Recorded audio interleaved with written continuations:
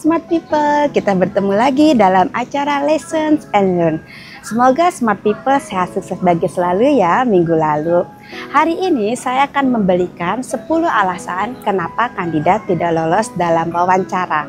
Yang pertama adalah kurang persiapan. Umumnya kandidat yang kurang melakukan persiapan dalam proses wawancara tidak dapat menjawab pertanyaan secara relevan maupun meyakinkan ke pewawancara, sehingga pewawancara menilai bahwa kandidat ini tidak serius untuk melamar di perusahaan tersebut. Yang kedua, kurangnya kualifikasi dan pengalaman.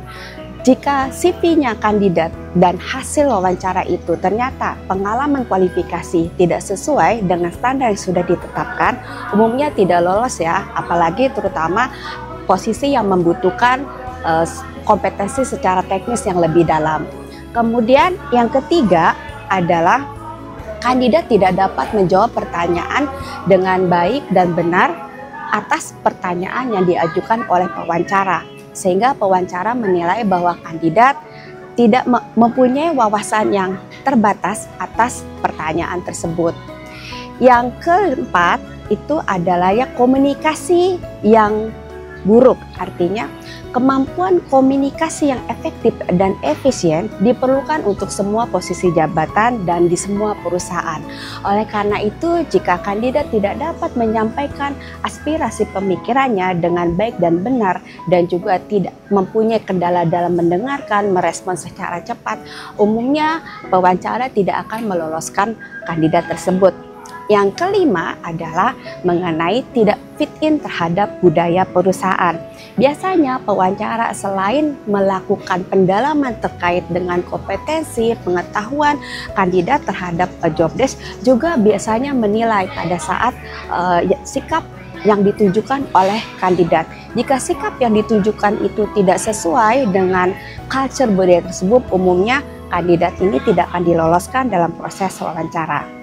Yang keenam, kandidat memperlihatkan sikap negatif selama wawancara, salah satunya adalah memberikan kritik yang tidak profesional terhadap mantan pekerja.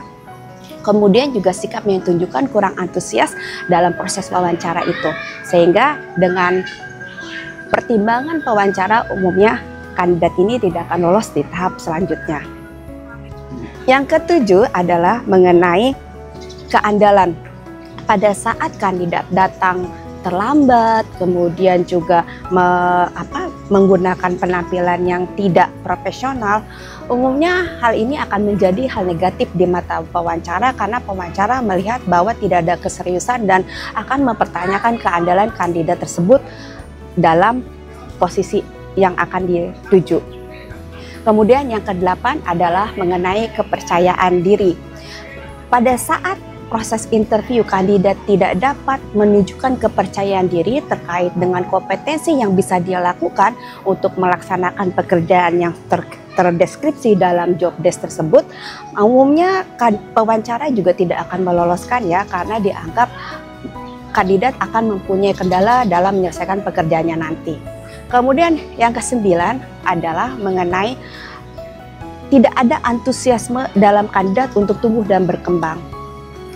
Perusahaan selain ingin mendapatkan talent-talent yang kompeten, baik dari segi kompetensi, knowledge maupun pengalaman, perusahaan juga ingin mempunyai kandidat yang mempunyai potensi dan keinginan untuk bertumbuh dan berkembang dengan perusahaan dalam jangka waktu panjang.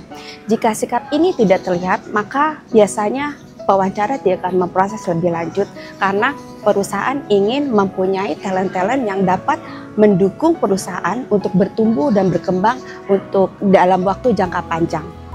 Dan yang terakhir, yang ke-10, sebenarnya ini tidak bisa dikontrol ya terkait dengan persaingan yang ketat. Saat ini seperti teman-teman ketahui, supply dan demand-nya lowongan kerja itu sangat jomplang ya, sehingga memang banyak sekali satu loker itu akan dilamar oleh mungkin bahkan ratusan pelamar. Dan umumnya perusahaan akan menerima karyawan yang memang kualifikasinya sesuai, kemudian juga pengalamannya oke, sikapnya oke, fit in sama culture gitu. Intinya adalah ada kandidat yang selalu lebih baik dari kita. Wajar ya, dalam hidup selalu ada manusia yang lebih baik dari kita. Oke, semoga dengan 10 tips yang sudah saya berikan smart people bisa mengevaluasi apa yang perlu diimprove untuk tahap wawancara selanjutnya. Semoga smart people dapat segera onboarding ya di perusahaan, dan sehat sukses bahagia selalu untuk semua. Sampai berjumpa di lessons berikutnya. Bye.